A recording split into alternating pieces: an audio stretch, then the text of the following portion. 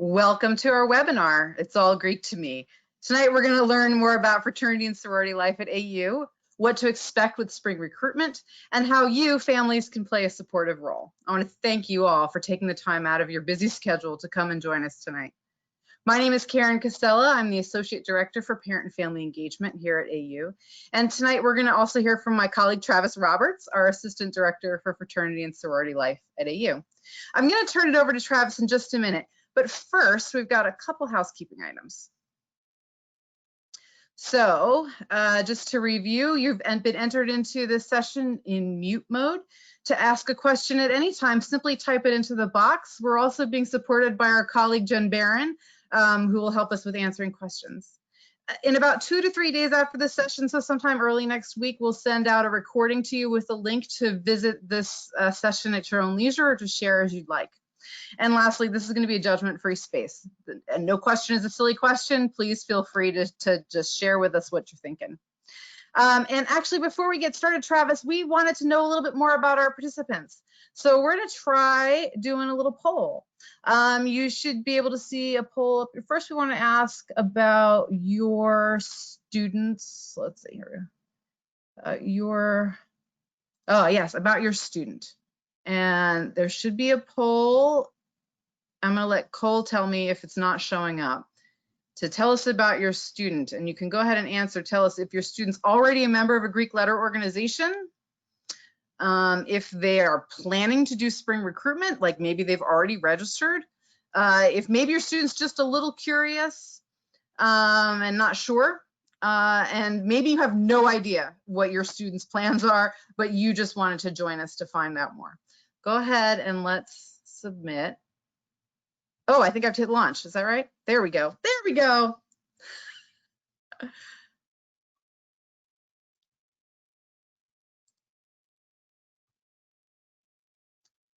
All right. Oh, I see that people are responding. Oh, this is exciting. Travis, you know, I'm not used to doing polls in the webinar format. We've been doing polls. I'm trying this out. Thanks all for being my volunteers. 30% of you have voted. We'll give it just another second. Or maybe like 2 or 3 seconds. And I don't know, Travis, if you can see this data, it looks like mostly these are new to AU's Greek life. Looks like so far I'm seeing 41% of students were planning on going through spring recruitment. 36% are curious but not entirely sure.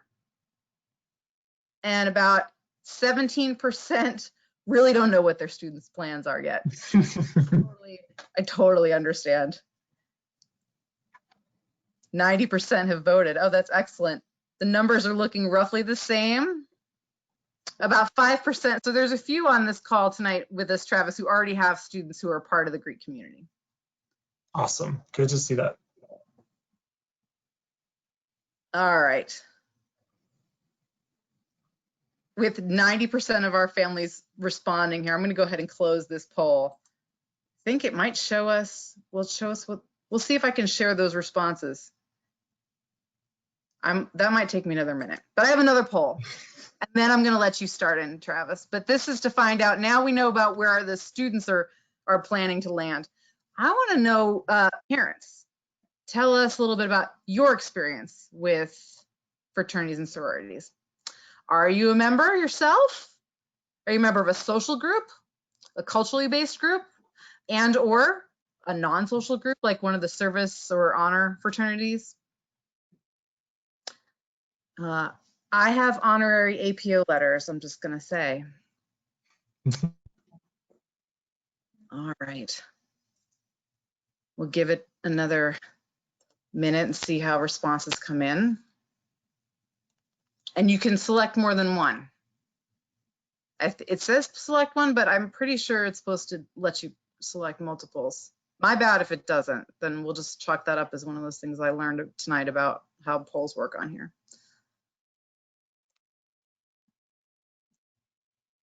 All right, with 80% of the votes in, Travis, we're talking about 52% of folks are not Greek letter affiliated.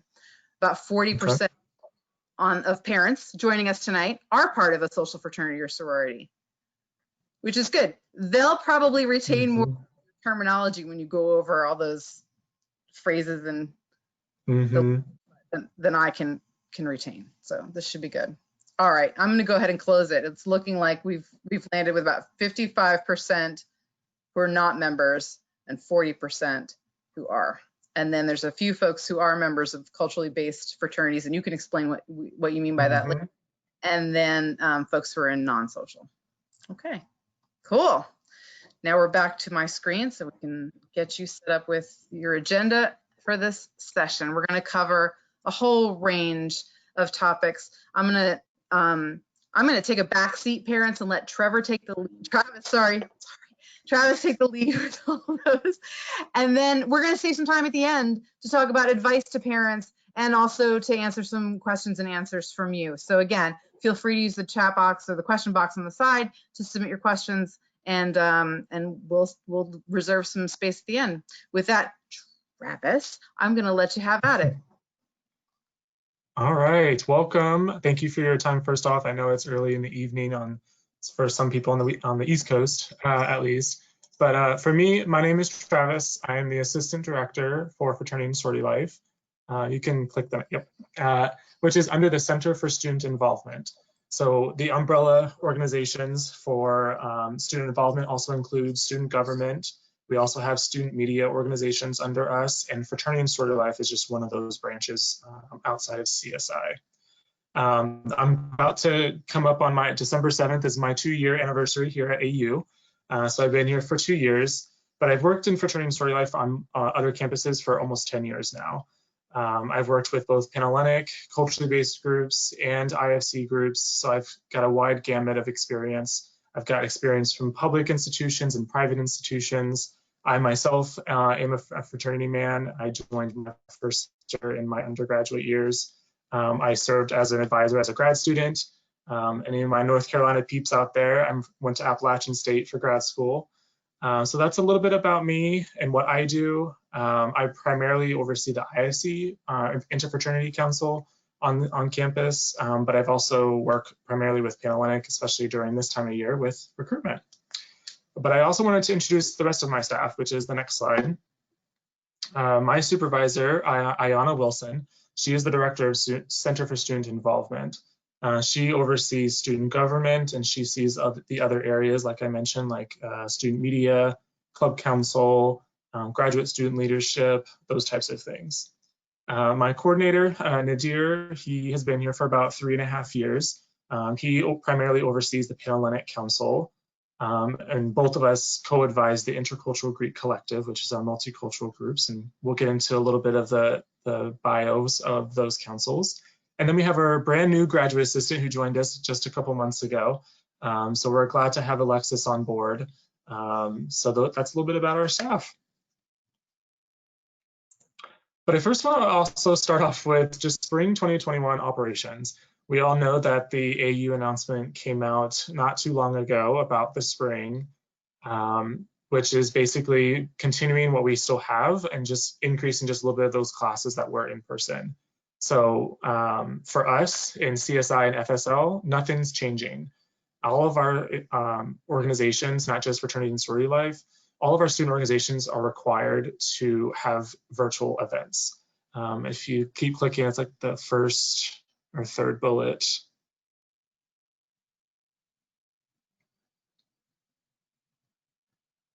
There we go.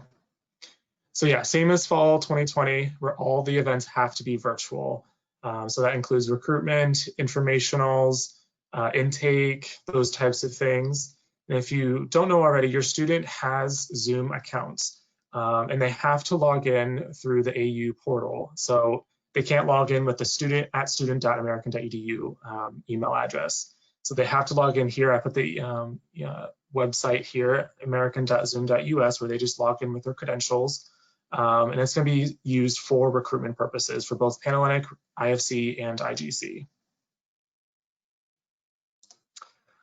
So for all of the 55% people that are not Greek, I just wanted to spend some time about what terms we're using.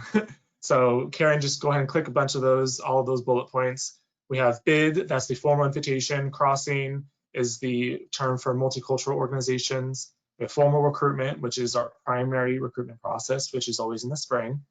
Headquarters, every one of our organizations have a national entity and a national body that support the chapter. We have initiation, which is our formal crossing of our new members to actual members. We have informationals and intake, that's sort of along the same lines of just getting to know the organizations through some sort of process. We have legacy. Legacy is just meaning that they have some sort of family member that's a part of that same organization. So I don't have any legacies in my group, in my family lineage, but some people might.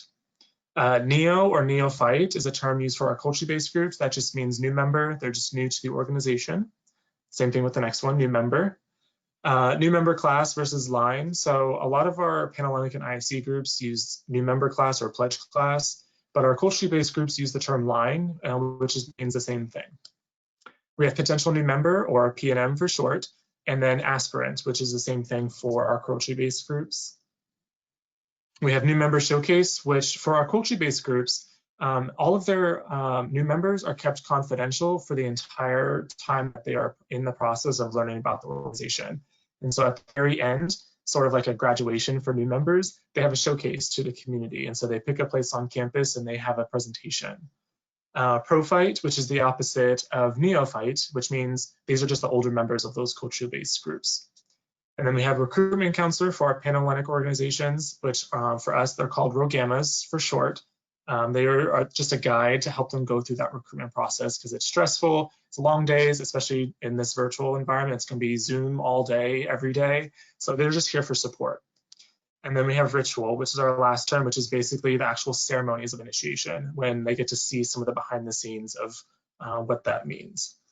I also wanted to take some time to talk about the outdated terms. We don't use pledge, we don't use rush. Those are really outdated terms and really just don't get to the environment that we're really in. Colony, just for some of the historical aspects of our nation, we try to stay away from colony. We use associate chapters. We don't use disaffiliate, we say resign.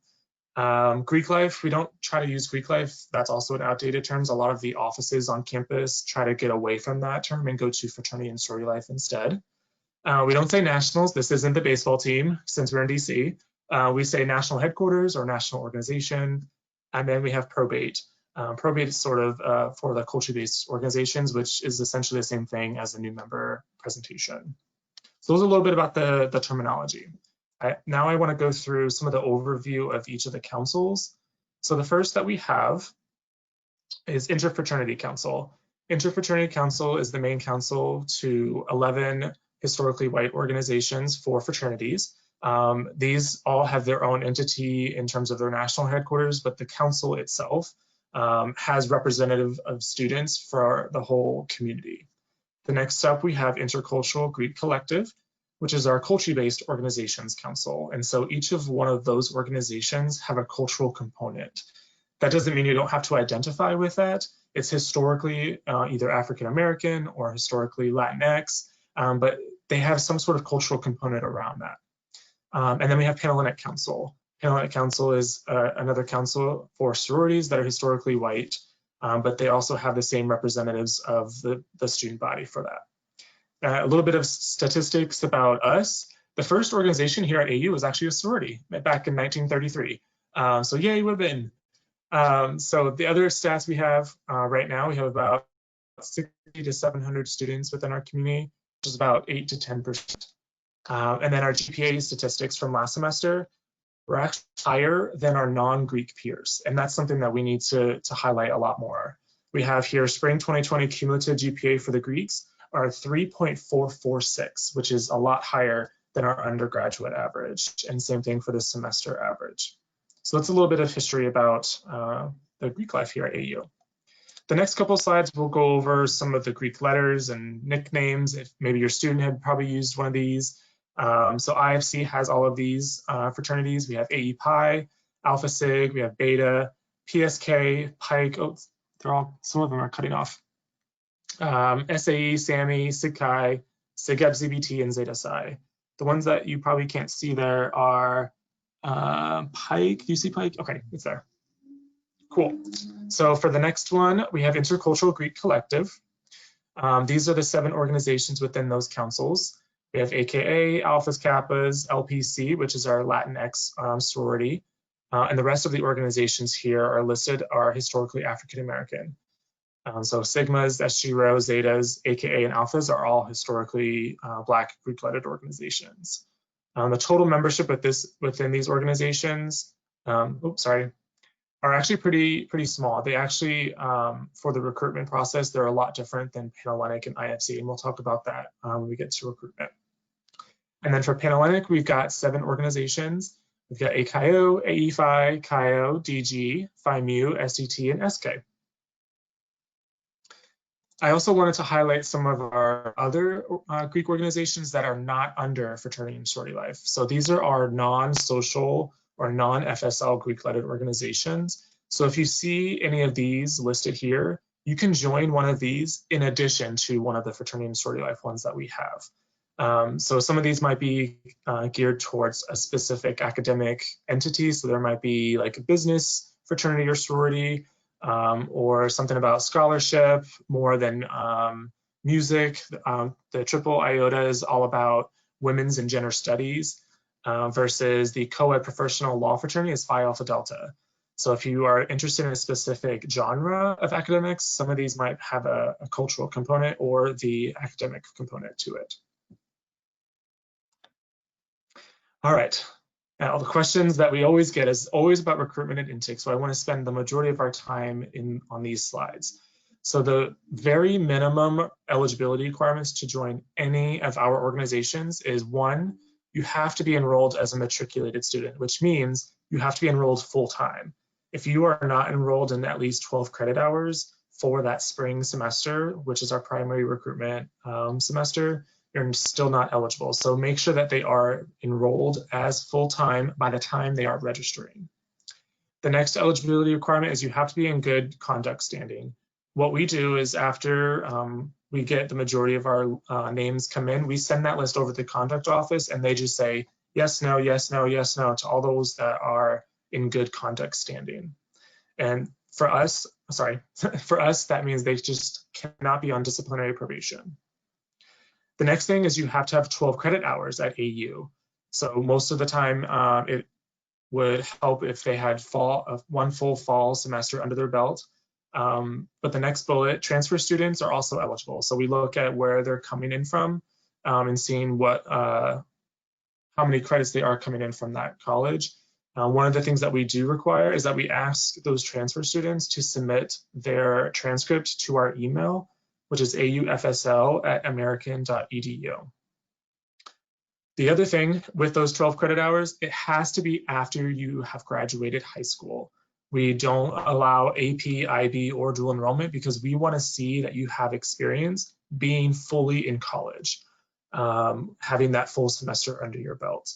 And the reason behind that is because we really want to make sure that the students really understand the college environment before they start jumping into the big commitments of joining a fraternity and sorority.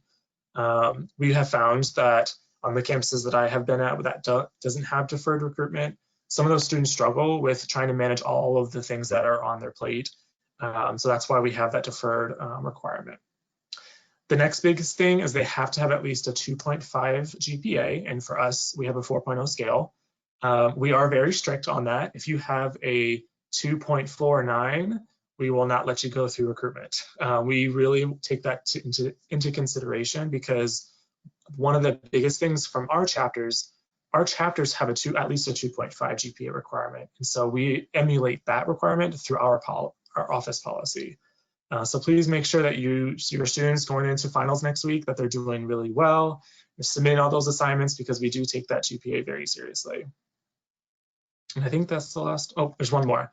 So yeah, in addition to those eligibility requirements, some organizations may have more stringent requirements. So some organizations may require that you have to submit a resume or a recommendation letter, or you have to actually get a fully transcript from the registrar's office. So those are really important questions to ask during that recruitment process because it differs per organization. So we just want to make sure we highlighted that here for you guys as parents and family members, because some of these questions may not be coming from the student's mindset, and they need to get into the habit of asking those important questions. The other slide that we have is just overall notes about the recruitment and intake process. Bids and invitations are not guaranteed. Just because you started the recruitment process doesn't mean that you're actually going to get a bid throughout the process, because for us, it's a mutual matching process. If the chapter wants you and you want them, and it's more likely than not going to be happening, that's going to happen, but there's always a chance that you're not going to get a bid, because it's all based off of what the PNM wants, but also the chapter's invitations as well. The next one, the chapters shouldn't be promising bids or invitations. Sometimes throughout the fall semester, chapters would set PNMs up for false hope. Say, oh yeah, you're good. Let's go, just go through the recruitment process. You'll be good. You have to go through that formal process. But that is probably just one person telling them that. It is a chapter decision when it comes to giving out bids. So even though that one person may have said, oh, I think you'll get a bid, it's actually a chapter decision. And then that chapter may not decide to give them a bid, because it has to be a fully consensus from the whole chapter. So if your student is already hearing that, let us know. That is good information for us, because we can have that conversation with the chapter and have some effective conversations with PNMs. The next thing that we have is just do your research. It is okay to go to the national organization's website, research what resources they have. Some of the other things that I like to point out is, if you're only in a specific area of the country, there might not be a chapter close to you or close to home. So if you want to really be involved when you get back home, look at to see what kind of alumni chapters are around and see what you can be involved with as an alumni member. You can also research through social media. Most of our chapters have Instagram and Facebooks. Do some research about what they post, who they're about, what kind of information they're all about. The next thing that we have under overall notes is just ask questions. There's no such thing as a dumb question, because we really want to make sure that this is the experience that your student wants, which is leading me to the next one, is just being authentic. We really want to see your true self. We don't want to have this fake person on this Zoom call, and then when they meet them in person, it's like, oh, that's not what I expected. So we really want to be that authentic person, and ask those questions. So ask if there are requirements after joining. Do I have to do certain hours of studying? Do I have to pay a certain amount of fee outside of what you just promoted to me? Is there like t-shirt fees that I have to pay for? Those are important questions to ask, and it's okay to ask those questions. So now I want to talk about each of the council's process, because each of them are a little bit different. So for IFC, formal recruitment will begin January 31st and conclude with bid day on February 11th. And someone behind the scenes can put the link in the chat. Our registration link is open, and it is live right now. And it'll be open up until February 2nd or 3rd, up until that first week of recruitment. We will start off on January 31st with Meet the IFC, which is basically just like you see it. We'll have an opportunity for all the PNMs to meet and mingle with the chapters, virtually, of course. We have mechanisms that we have through Engage and our Engage platform that can do like a virtual tabling. The next bullet point, chapters host their own events. So after the Meet the IFC event on the 31st, your student can pick and choose which events they would like to go to. And what we recommend is try to go to as many as possible. We really want to make sure that they get anything that they're interested in to at least meet and mingle with someone within that chapter. Sometimes when they are in this virtual environment in the fall semester or before the fall began, they were contacted by a chapter, and that's the only people that they've been contacted, not realizing that there are other opportunities on campus, and maybe there's another fit that could be best for them as well. So some things to know. PNMs or potential new members that are going through the process, they can receive multiple bids, which is different from other councils.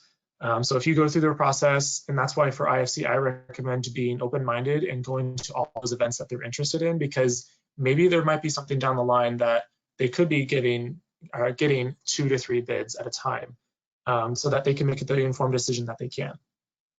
The other piece and things to know is that if they have events before January 31st, they should not be including the potential new members. Those events are probably just for brotherhood or sisterhood events. and those should not happen before the 31st. So I say this lightly, but AKA social events, making sure that they're not having any social events, especially in this COVID-19 world. We need to keep it contained. We need to keep everything virtually for now. For the IGC organizations, each organization has their own process. So AKA and Alpha might be different in terms of how they do their intake process. So what we recommend is that aspirants contact the organization that they're interested in. So if they're interested in all of the fraternities that are culturally based, great, that's totally fine. We recommend that they contact them through their social media. Their social media usually has their emails. But if you are interested, on our website, we do have an interest form, and you can select any of the organizations that you're interested in, and we will email them for you with your contact information. Or vice versa, we will give you the organization's contact list, but we do have that interest form on our website as well. What they recommend from all of these organizations is that you do the research more than the IFC and Panhellenic organizations. If you don't know their founding date or who their founders are, that you're off on a bad start already. So they really, really look at all of the research that you have done before you even contact them. Have you been showing up to those events that they put on? Which is the next point. That is the hugest thing that we can promote through the IGC process, is you need to get to know who they are first before asking to join. That's what they really recommend and like. So go to their social media pages, go to their events. It's open to anyone. Most of it is virtual anyway, so you can have those links ready to go. And then last but not least, we have Panhellenic. The Panhellenic formal recruitment process will be from January 10th through the 14th. And I have a schedule later on, but the first bullet I have is that this process, they can only receive one bid throughout the process. And through the schedule and the next bullet points, the first day we have orientation. It's literally just like it is. It's going to talk about what the recruitment process is like, what's going to happen each day, how to have that conversation with the chapter about those tough conversations. And just like from the terms, there is a recruitment counselor that can guide you through that process. Each potential member is going to be given a ROGAMA to have them through that process throughout the entire week. And then the next 2 days, January 11th and 12th, they will be split into two. So your student will only be available for one of those days, because we realized last year that we had literally 9 a.m. to 9 p.m. schedule for the first day, and being virtual, we have to accommodate for a bunch of other things. We don't know where people are at in the world, and it's easier for us if we split that first day into two, because someone might be on the West Coast or might be in a different country that we really need to be accommodating to where they're at. So that's why we decided to split those 2 days, so that way it'll be a little bit easier for them and for us as well in terms of scheduling. And then January 13th is round 2, and then January 14th will be pref and bid day, which is also virtual. Bid day will be on the 14th in the evening.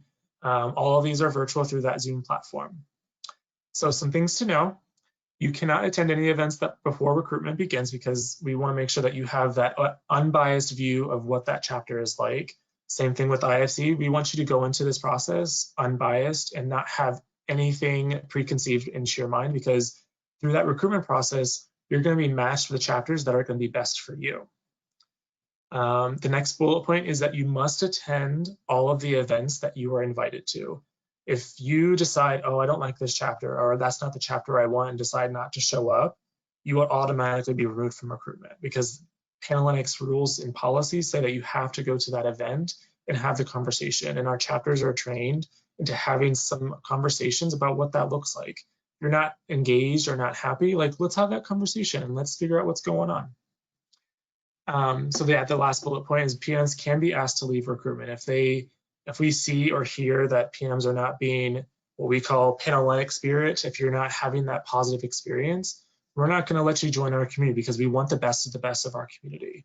And so that's why we really try to enforce those rules from the get-go. The next couple of slides, we really want to talk about a lot of questions we get from parents, is just what does it look like with conduct and behavior? So we wanted to spend some time about our relationship with the Student Conduct Office. So the Student Conduct and Conflict Resolution Services, or CCRS is their acronym, we do have a partnership with them.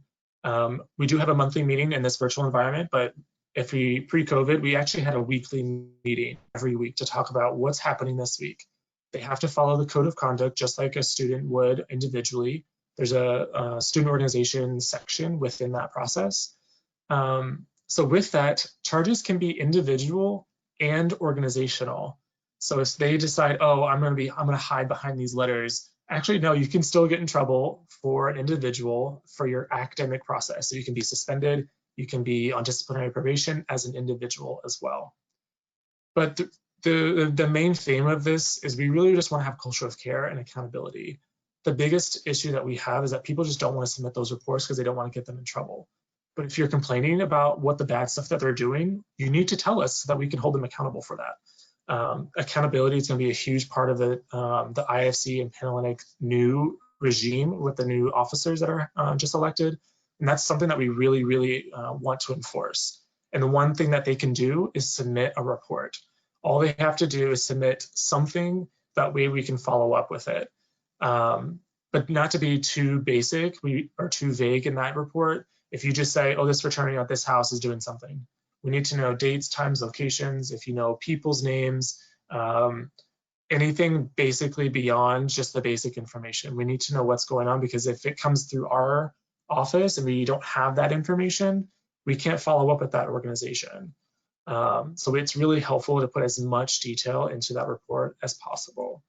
And as parents, students have access to the CARE network, but as parents, there is a report that you can fill out, or you can have us, you can contact us and we can fill it out on your behalf, and just say on behalf of a parent coming in, we can submit that report for you. And we wanted to show you a few screenshots from our website to kind of emphasize where you can find some of this information. So if they can put the website in the chat, that would be easier as well. So this is our main page of our website. And for the next slide, you can see the very first thing is the chapter's conduct status. You can see who's going to be the ones that are going to be in trouble, because I know that's a lot of the questions that parents ask as well. You can also see how long ago it happened. On our website for the conduct status, we keep everything up there for the past 5 years. So if something happened 4 years ago, you're still going to know about it through that website. You can see there's an online hazing report form as well right underneath that. And then you can see our standards and forms with that as well. And then on the next page, you can, if you scroll down through that website, you'll see each of the councils have their own profiles. So when you click on them, you'll see on the next slide, this is an example of one of the organization's profiles. And you can see there's a recruitment information banner. If you click on that, you'll get more details and the links to each of those registrations or interest forms for recruitment or intake. And then some other questions that we typically get questions about. The first one's all about finance. How much does it cost? How much is my student gonna have to pay, or I'm gonna have to pay for my student to be involved with this? But each council is different. And so for this webinar, I asked each of these councils how much roughly a range would be for each of these councils. For IFC, it's going to be dependent on the chapter, but the lowest that we got was $200 and the highest that we got was $800, and that is per semester. For IGC, for new member fees, one-time fee is about $1,000 to $2,000, just a one-time fee. And then after that, it's about $250 a semester. And then for Panhellenic, for new member fees, once you join as a new member, it'll be $600 to $800, and then it'll reduce right after that for active dues between $400 and $800 as well. The next point is about housing. There is no official housing for any organization that we have both on or off campus. We do have some storage space on campus within some of our residence hall rooms, but that's not anything that people live in. It's more for just small meeting rooms for executive board meetings and some storage. So if students are asked to live in the house, it's more about the individual organizations just renting a house or apartment complexes. And then the last thing that we typically get is just, what's the time commitment? It's all about effective time management. We all know that students are busy, running around in different places. So how much time are they dedicating towards their academics versus their involvement, internships, and et cetera. And so that's why one of the requirements that we have is deferred recruitment. We want to make sure that they have some experience being in college first, get their GPA off on a good start, and then see if joining a fraternity or sorority is right for them. So you're probably wondering, who should I contact, or what do I do if I need help? You can definitely contact the Dean of Students office if they have questions about your students' involvement. You can definitely contact my supervisor, the director. She oversees all of the student organizations here on campus. Of course, you can contact us in fraternity and sorority life. The counseling center, that's one that we have on campus that is going to be helpful for students. And then parent and family engagement, which is where Karen is at, and ask Karen for questions. Me and Karen are on a Microsoft Teams chat basis. Like, we always ask each other questions and seeing what's going on and what's happening within our respective areas. And I just also want to highlight from the slide, we actually hosted the Piazza family last year. And if you didn't know, the Piazzas lost their son to hazing at Penn State back in 2017.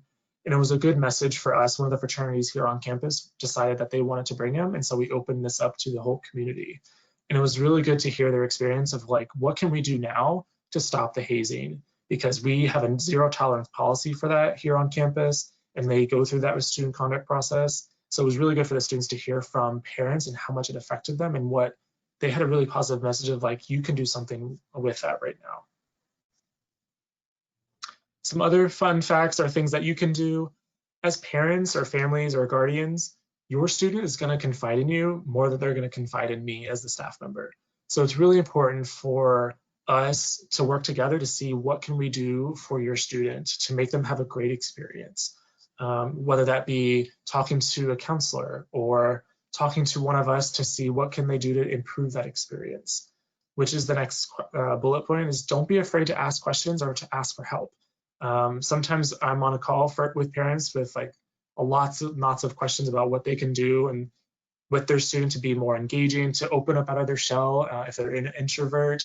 I'm okay having those conversations. I was on a call last year with a parent for over an hour because she just really wanted to help her student. The other thing is just encourage the organization that's right for your student. Like I said, they may have been already contacted by an organization already because we have deferred recruitment. So students have already been in classes with other fraternity and sorority members. So if they have been contacted by someone, see if that's the right organization for them. Like, talk to them about what they stand for. And if they can't give you the information that they think should be the best for them, like, let's talk about it. It's a great conversation to have in the household because it's going to be helpful for that student to have the positive experience. And then be cognizant of the financial commitments, because that is an important question to ask on the forefront, and seeing what they need to be prepping for and or planning for in the future. So when they're a senior, they can still pay for those dues, because it's not a free organization that they can just join. There's a lot of requirements when it comes to financial commitments. And that's basically our presentation. I hope that I didn't speed too fast.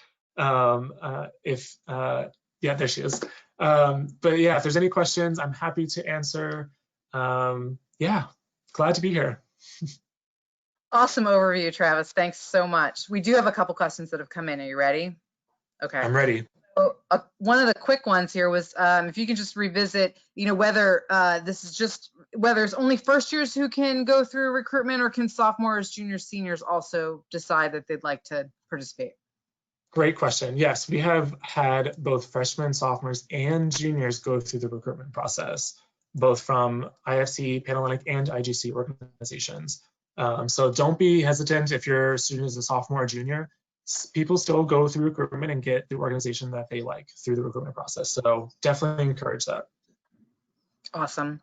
I think for folks who are curious about, you mentioned the care report, and yeah, so if you're faculty, staff, student, you have access to submit a care report yourself. If you're a parent, you have a couple options, but what I would recommend, because I'm in front of you folks, and almost all of you who are on tonight's session already know how to reach me, is to email me at auparent@American, and I'll work with you to submit that care report on your behalf. And that could be for anything, even if it's not about fraternity and sorority life. Anytime that you've got a concern that you want to elevate, and make sure the dean of students and the academic advisors and counseling staff are aware of what's going on with your student, feel free to reach out. Okay, so Travis, can you talk a little bit about what the like really what's the advantage of participating in Greek life, right? Like there's a lot of pros and cons that seem to fly out there. What does a parent need to know about why a student should be supported in pursuing this? Yes, great question. So ultimately, college experience is for the student to get ready for life after college. So by joining a fraternity or sorority, they can get into those leadership positions and get into some of those skills that we really need to get them into the job field. So they can do the time management skills. I think what's important in those leadership roles is how to manage my friends. I'm in this top leadership position, but I'm also their friend. So it's really good experience for them to really like put the ethics aside. Like let's figure out what's best for this situation. I know when I was an undergrad in multiple positions, like I had to lay down the hammer. I was a treasurer. I had to send some people to collection agencies because they couldn't pay their dues. And so that is a really important skill to have and have those effective conversations. We talk about conflict management a lot. Oh my gosh, there's so much that can happen within a fraternity and sorority because there's so much things that can happen that can really get to problem solving. So I think those are some of the skills that you can really get out of being involved with a fraternity or sorority. I'm going to make another plug because Travis, you know this. Families, in my previous tour of duty with American University, before I had children of my own, I used to run the community service programs for AU. So I worked for years with all the philanthropy chairs from the fraternities and sororities, and it was phenomenal. So they learned a lot of great skills, went on to build playgrounds and build houses and raise tens of thousands of dollars. And a lot of those students that I'd worked with then, well, like one of them was mayor of Palo Alto, in fact. Mm-hmm. They've gone on to achieve really like phenomenal outcomes because of the experiences that they had at AU in the Greek community. So, kudos. I'm still a fan. And in the virtual environment, they're still doing those events. They're still doing the philanthropy and the service events. It might not be on this grand scale, but they're doing the GoFundMes. They're going that, hey, just Venmo us some cash so that way we can donate to this organization. Because it also brings awareness too. It's not just about, donating to those organizations, it's about bringing awareness to those issues. Sure. Can you talk a little bit more about the kinds of things that they've been doing online? Everything is so weird right now. What's virtual Greek life like? Yes, virtual obviously for just in general is going to be different. For fraternities and sororities, they've been doing some sort of game nights, Netflix parties. Some of them are doing, there's this new game called Among Us. I think AOC was doing that. Alexandra Ocasio-Cortez was doing that with some people. So I think there's just a lot of different creativity that people can do with being virtual. There's quiz and trivia that they can do.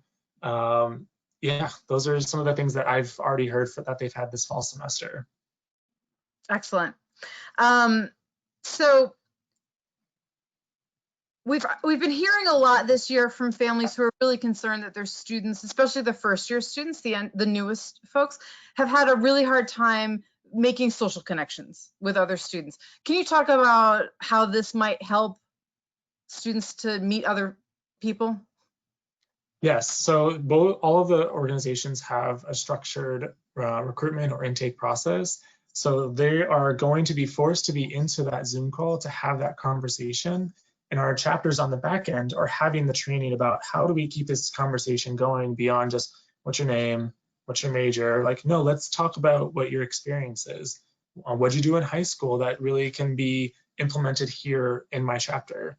So I think that's going to be super important, is just those intentional conversations. Come prepared with those questions and have those tough questions for the chapters. I always say to the PNMs, like, you should probably trump the chapters with a really tough question and have them be really stumped because they just don't know how to answer because they've never had that question before. So that's super important, is just making sure that we have the best experience for that student. And so they're not only meeting each other as new students, they're also then really getting to know the upper class student leaders. Yes, so most of our chapter leadership is upperclassmen. We have a couple of sophomores as presidents, but a lot of the leadership is juniors and seniors as well. Yep. Great. So Travis, how do new students learn more about recruitment? What does that process look like? How do we prepare them? I guess it depends on the council that they're trying to join. So we have IFC that's primarily for fraternities for male students. So that process is going to look a lot different than Panhellenic, because Panhellenic for our women historically white organizations are very structured process. So for Panhellenic, like as you saw on the slide, like you have to go to all the events that you're invited to, and you'll get your schedules each day. For recruitment for IFC, you just pick and choose. So make sure that it's on your calendar, click on the Zoom link at 7 o'clock when it's time, and then just show up. And then for IGC, it's a little bit different as well, making sure that you contact that organization, see what their requirements are. Those requirements are a little bit more specific, like the resumes or the transcripts or recommendation letters, and submitting those in advance or preparing those in advance. Like if you know that you're going to join an IGC organization, let's start contacting recommendation letters right now and having that on hand. So that way when you contact them and they ask for that, you can be like, yep, I got it. That's a great segue, Travis. Claire was wondering whether recommendation letters are, whether like they're required, not required, is it still the norm? Like, should they be trying to line those up now just in case? For Panhellenic and IFC, they are not required. So you can put that into the student's mind. They don't have to prepare for those. We're not like, I know some of my colleagues work at some of the Southern schools, like we're not like this fancy school that you have to have like this binder. Like, no, we're not like our Southern counterparts. You don't have to have any of those recommendation letters. If you have them, we can submit it to the chapter on your behalf, but they're just taken as like a consideration. It's not going to put you above one or the other, but they are not required for Panhellenic and ISC. For IGC, it depends on the organization. Some organizations have that as a requirement and some don't. Great. So Mike is wondering what percentage of students don't get a bid at all? Less than 1%. Okay. It is a very, very tiny portion. Okay. As long as you are being your authentic self, you're having those great conversations with the chapters, and it seems like it's a good positive experience, you're gonna have that positive experience. So yeah, as long as you're being authentic and asking those questions, I think, yeah, you'll be good. Excellent, thanks. And just to revisit, so if we understood you correctly, sororities get one bid, fraternities may get multiple bids? Correct. Okay, thanks. We also had a question about, so especially, the sororities has a pretty condensed recruitment schedule. So what advice do we have for students who might have some pressing commitments? Like I've got a parent here whose student has just gotten into one of the productions on campus and they have a pretty rehearsal schedule. So yeah, what do we do? Yeah, so eventually when they go through the orientation process, we will open up a Google link for them to fill out any of the conflicts that they may have. We do take conflicts into consideration, and it can be literally anything that you can think of. Submit it and we'll just work with you about what that situation is. So if you're on the West Coast and you have a conflict of 3 hours, like that's a conflict, or you're in a different country, in Europe or something, like that's also something that we need to take into consideration. So we typically for Panhellenic, we would start around 11 or 12 a.m. Eastern, and then end around 8 p.m. Eastern for any of the days that we have. So those are the timing windows. So if you know that already, please keep that in record of like what you need to do to tell us about your conflicts.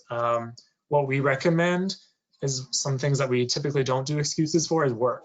There is plenty of time for them to get off of work and get their schedules fixed. So if you have a work conflict, we're probably not going to let that go because there's plenty of time for them to do that.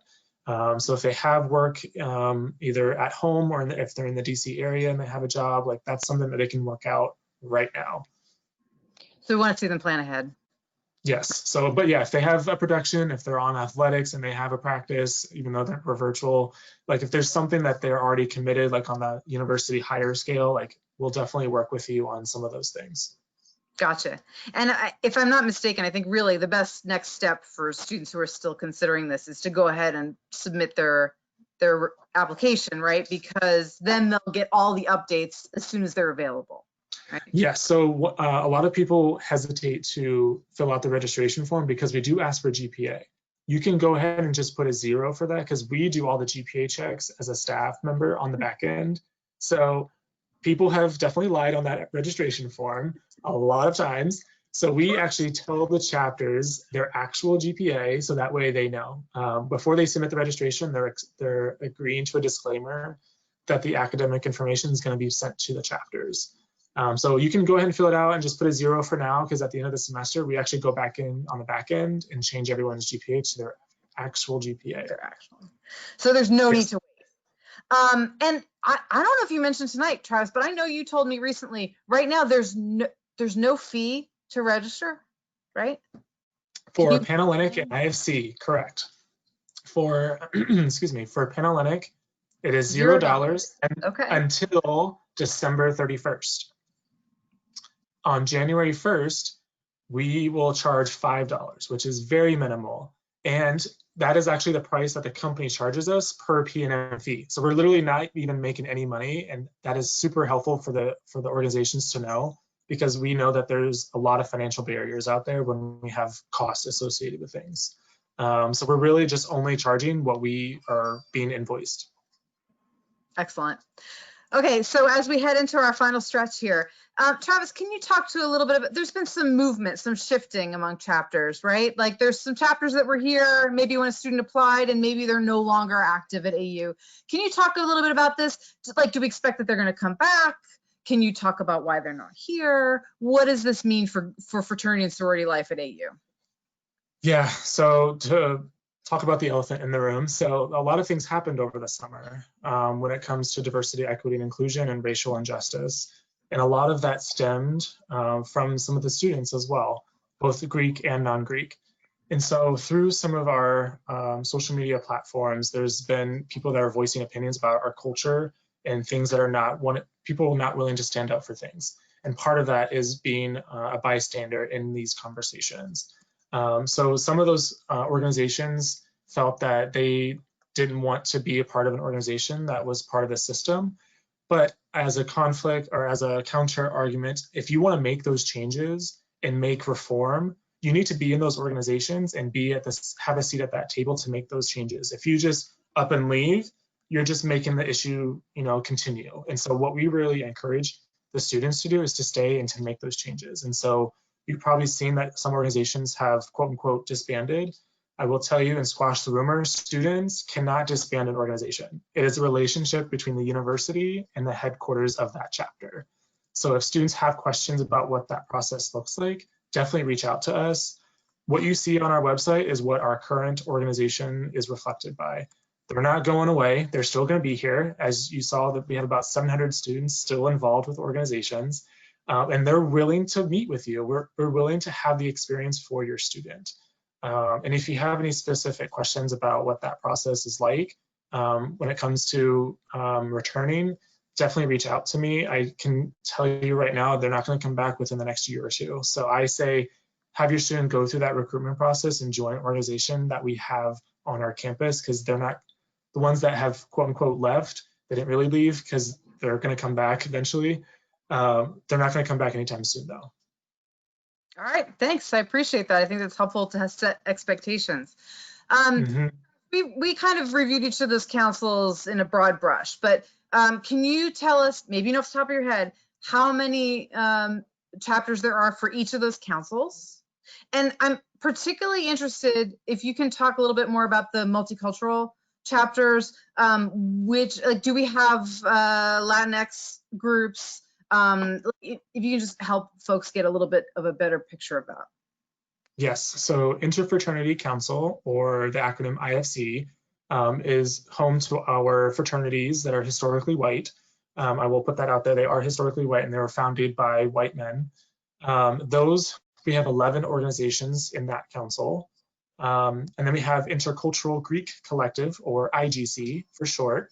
Those are our culturally based groups, and there are 7 of those organizations. One of those organizations is a Latinx sorority, and the other 6 are historically Black Greek lettered organizations, both fraternities and sororities. We have Alpha Phi Alpha, Phi Beta Sigma, and Kappa Alpha Psi as fraternities. And the sororities are Alpha Kappa Alpha, Sigma Gamma Rho, and Zeta Phi Beta. And then for Panhellenic, we have 7 organizations, and those are our historically white sororities. And 7 of them are currently on our campus. Excellent, thanks. Now, Travis, I think we talked about this some last year. So there's like more fraternities and sororities. So what does the average size of a sorority look like? Which is so interesting because the AU demographic is actually the opposite. There's actually more women on campus than men, but it's so interesting that there's more fraternities than sororities. For the fraternities, the average chapter size is about 20 to 25, and that's within the IFC council. In the IGC council, the average chapter size is actually 2. They're very, very small. And then for Panhellenic, the average chapter size right now is about 45, 50, depending on the organization. Our highest chapter is at 83, and the lowest chapter is, I think, at 42, 41, something like that. I know you just gave the overview, but there's a question that just came in. Is AKA active? They are.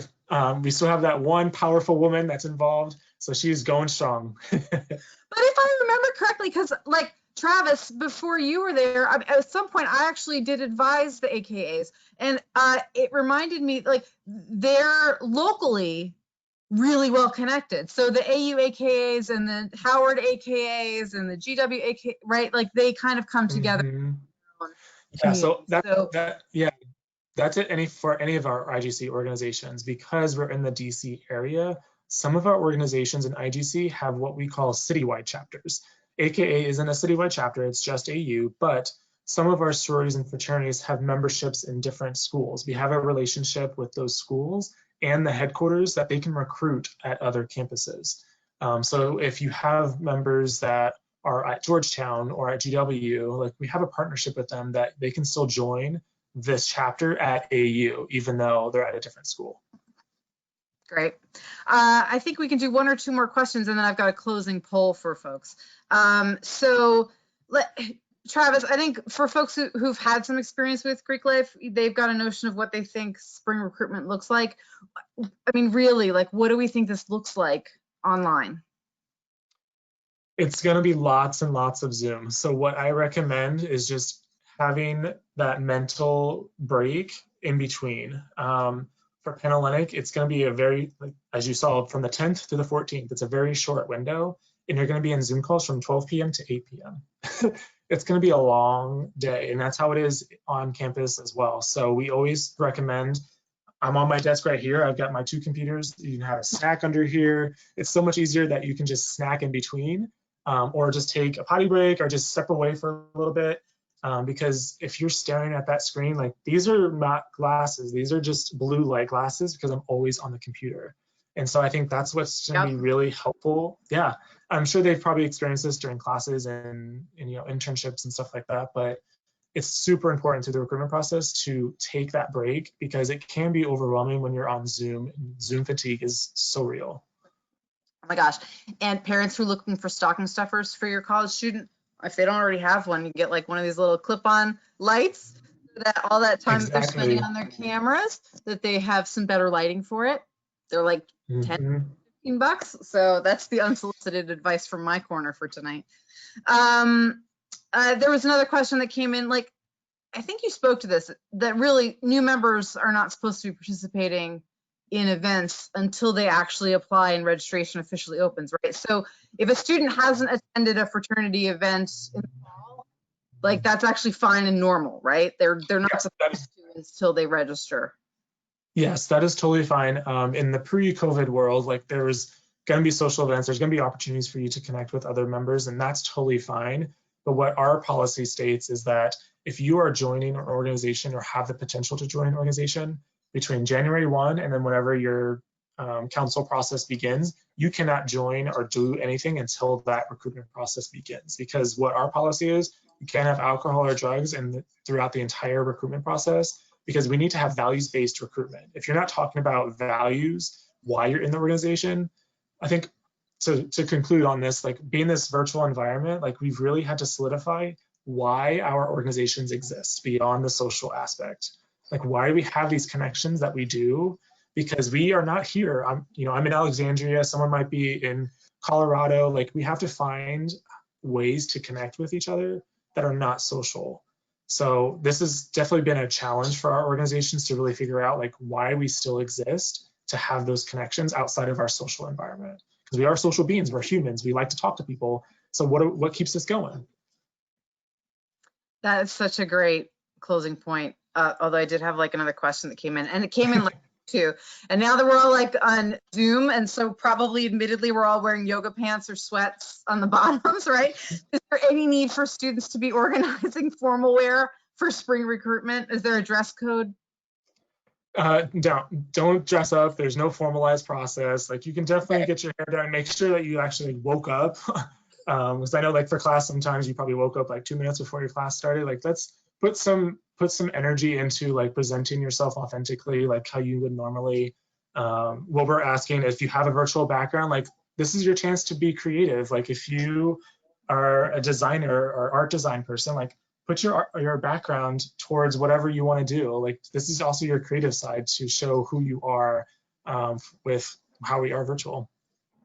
That's awesome. All right, I'm going to put up our closing poll for folks to finish to respond to, if you wouldn't mind, on your way out as we close out this evening. So as this webinar closes, let us know if you feel like you have a good understanding now about fraternity and sorority life at AU. If you know where you can go to with your other questions, which will be that email address, AUFSL. And let us know if you'd recommend this session to another family member or, beyond AU. As I mentioned, we're going to make a recording of this available shortly. We are going to go through the captioning process, and then we'll send it back out to you automatically, so you don't need to do anything else. Is there anything else that we need to know, Travis, as folks respond to this, about whether, like, how we're handling any COVID considerations as we move forward into spring? I mean, I know we're trying to bring some students back to campus, and we're going to try to have more in-person activities as the weather and conditions improve. What can parents, what do they need to know now about our COVID plans for fraternity and sororities? Yeah, I think the important piece for parents and families is to ask your student those questions. What are they interested in? How are they going to do this? And really challenging the student to take the initiative of asking the chapters the important questions. That, especially right now when we're all home, we're about to go into winter break, when your students can be around a lot, like, that's a good time to have the conversation of what they want to get their experience out of, because recruitment is not going to happen until January. So you have plenty of time to have that conversation. And you can also email us. We're working here up until Christmas, so we are here all year round to ask and answer questions for you. That's right. Travis, actually, I know that you've got a larger team, right? Because you've got Nadir and you've got your graduate assistant. When you furlough, there's still somebody to be able to answer these questions at AUFSL? Correct. We have staggered our staff schedule so that someone is still checking the emails and in quote unquote the office. So if you email us, someone will get back to you. Don't worry about that. I think that's so great, because I know there's a lot of anxiety since this starts up so early in the semester for the women. And there's that AU is actually closed right between like Christmas and New Year's. So I'm sure there's lots of, again, it sounds like the best strategy there is make sure that your student applies to register so that they're sure Correct. to updates, right? Yes, in order to receive a bid, they have to register. So if they don't register, they're not going to be able to join any organization. So they just have to know what that process looks like for each of those councils. And they'll get all the details about the schedule. There was a question too, Travis, and then we'll get ready to close this. And thank you for folks who have responded to the poll. I see that 75% of folks have responded, so that's awesome. Like Dana's wondering about with the split for round one for the girls and then round two, do they see all 7 chapters like in that first round one? Okay. Yes. So we won't know until we get to closer to recruitment, but what we're going to do is we're going to split the alphabet in half. We don't want to do that now because there might be like the majority of people in one area and then there's like 2 in the other one. So we're trying to figure out the last second, what day, so that way we can actually split it evenly. So that way it's easier for the chapters on the back end So what we recommend is that they just have those 2 full days open. I know it's probably going to suck if they want to work or if they want to do something else, but that's also a good day just to breathe. After a long day of conversations, they probably want to have a break. Right. But yes, we'll split those. They're only required to do one of those days depending on their wherever they're at in the alphabet. Excellent. Okay, great. So for Susan and other parents who are still looking for information about how to follow up and find dates, they're going to come when the student registers. So that's the main thing. Yes, and at orientation on January 10th, they'll be able to get the information there and ask any of those questions as well.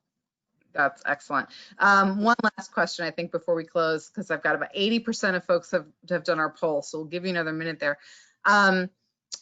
So we talked a little bit about the recommendation letters. You know, if a parent advise a student on how to prepare for this, should they be looking at like a professor or employer or a legacy brother or sister? Like what works? Where should they be directed? If you have a student that's interested in Panhellenic or IFC, I just recommend don't do a recommendation letter, because it's going to be so much of a hassle trying to get it to the chapter, who to contact, making sure you get it from the contact. Like there's just a lot of behind the scenes that can be very muddy. But if you are interested in IGC, one of the culturally based organizations, that is something that would be up to the chapters. Some of them actually have a requirement of having a legacy or someone that is really close to you that's not a family member. Like those are very nuanced things. You said it was someone named Susan or Sue. Like if you have any further questions about recommendation letters, feel free to email me. Like we can set up a Zoom call and have a further chat. Like I'm open to having that conversation too, if it's like a very specific question about recommendation letters. Awesome, thanks. Oh yeah, I really missed, like I usually work down the hall from Travis, like on my way to the hallway. So yeah, it's been a long 9 months since I know, it's crazy to hang out, but it was lovely to have you tonight. Thank you so much for being available for our parents. Thank you, parents, for all the great questions. And again, our contact information is on here. If you've got any lingering questions or something comes to you, please go ahead, send us a question. There's no silly questions in this. Thank you again, everyone, and we'll send you the recording shortly. Have a good night.